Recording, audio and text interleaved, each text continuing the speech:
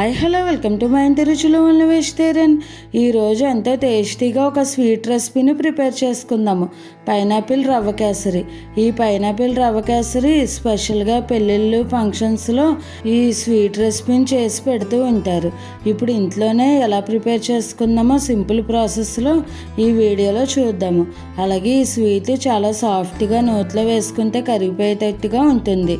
Easy ప్రాసెస్లో చిన్న చిన్న టిప్స్ పాటిస్తూ పర్ఫెక్ట్ కొలతలతో ఈ పైనాపిల్ రవ్వ కేసరిని ప్రిపేర్ చేసుకోవచ్చు. ఇప్పుడు ఇంకా అసలు లేట్ చేయకుండా ప్రాసెస్లోకి వెళ్దాము.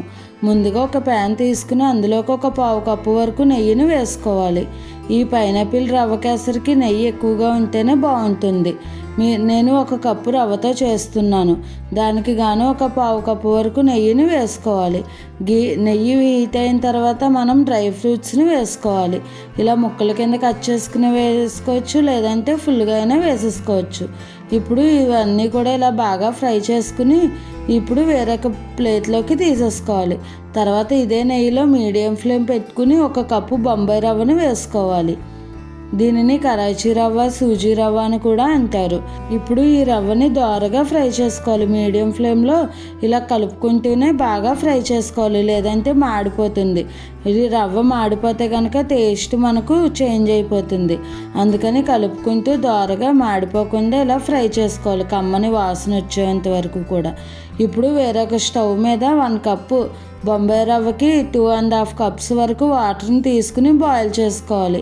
ఇలా వేరొక స్టవ్ మీద నీళ్ళను మరిగించేసుకుంటే మనకు ప్రాసెస్ ఈజీ అయిపోతుంది. ఇప్పుడు ఈ వాటర్ని తెరలు కాగనివ్వాలి. ఈలోపు మనకు రవ్వ కూడా ఫ్రై అయిపోతూ ఉంటుంది. ఇప్పుడు ఈ రవ్వని ఇలా కలుపుకుంటూ ఉండగానే కొద్దిగా కలర్ చేంజ్ అయ్యి మనకు స్మెల్ వస్తుంది కమ్మగా. అప్పుడు ఇది ఫ్రై అయిపోయినట్టు. ఇప్పుడు ఈ ఫ్రై అయిపోయిన ఈ రవ్వ మిశ్రమంలోకి చిన్న ముక్కలుగా కట్ చేసి పెట్టుకున్న పైనాపిల్ ముక్కలను వేసేసుకోవాలి. పైనాపిల్ ముక్కలను వేసేసుకుని ఇప్పుడు మిక్స్ చేసుకోవాలి.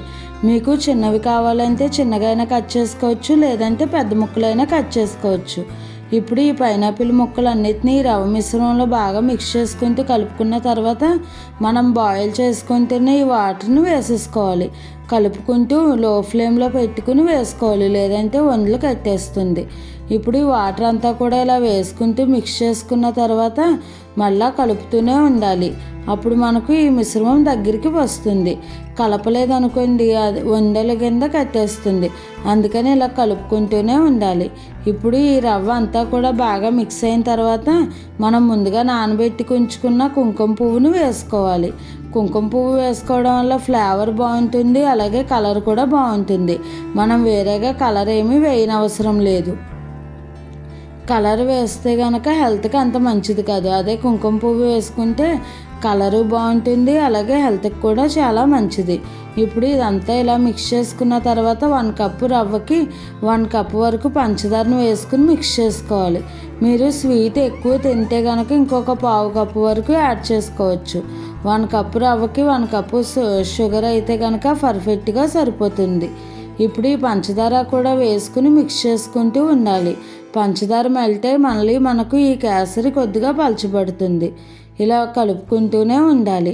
ఇప్పుడు ఇలా కలుపుకుంటూ ఉండగా మనం ముందుగా వేయించి పెట్టుకున్న డ్రై ఫ్రూట్స్ని కూడా వేసేసుకోవాలి. ఇలా డ్రై ఫ్రూట్స్ అన్నీ కూడా మిక్స్ చేసుకున్న తర్వాత మీడియం ఫ్లేమ్లో రవ్వని ఒక ఉడుకు రానిచ్చుకుంటే సరిపోతుంది. ఇలా ఒక ఉడుకు వచ్చిన తర్వాత వెంటనే స్టవ్ ఆపేసుకుని సర్వింగ్ బౌల్లోకి తీసేసుకోవడమే. అంతేనండి, ఎంతో టేస్టీగా ఉండే పైనాపిల్ రవ్వ కేసరి రెడీ అయిపోయింది. మనకి ఇది కొద్దిగా వేడిగా ఉన్నప్పుడు ఇలా కొద్దిగా పలుచగానే ఉంటుంది, కానీ చల్లారిన తర్వాత గట్టి పడిపోతుంది. అదే మనం ముందుగానే గట్టిగా చేసేస్తే కనుక మరీ పొడి పొడిగా వచ్చేస్తుంది. ఇప్పుడు వేయించి పెట్టుకున్న డ్రై ఫ్రూట్స్ని ఇలా పైన గార్నిష్ చేసుకుని సర్వ్ చేసుకుంటే ఎంతో టేస్టీగా ఉండే పైనాపిల్ రవ్వ కేసరి రెడీ అయిపోయింది. మీరు కూడా ఈ స్వీట్ రెసిపీని ట్రై చేసి ఎలా వచ్చిందో నాకు కామెంట్ చేయండి. అలాగే మరిన్ని మంచి మంచి రెసిపీస్ కోసం నా ఛానల్ని ఫాలో అవ్వండి. ఈ రెసిపీ కనుక మీకు నచ్చినట్టయితే లైక్ చేసి, షేర్ చేసి, కామెంట్ చేసి నా ఛానల్ సబ్స్క్రైబ్ చేసుకుని పక్కనే ఉన్న బెల్ ఐకాన్ క్లిక్ చేయడం మర్చిపోకండి. చూసారా, కొద్దిగా చల్లారిన తర్వాత మనకు ఈ రవ్వ కేసరి కొద్దిగా స్టిఫ్ అయ్యింది. అందుకని కొంచెం స్టవ్ ఆపేసుకున్నప్పుడే పలుచగా ఉంటే కనుక మనకు చల్లారిన తర్వాత ఇలా గట్టిగా అవుతుంది. ఇంకా మీకు ఏమైనా వెజిటేరియన్ రెసిపీస్లో వెరైటీగా, హెల్తీగా, టేస్టీగా, సింపుల్గా కావాలి అనుకుంటే నాకు కామెంట్ చేయండి. Thanks for watching.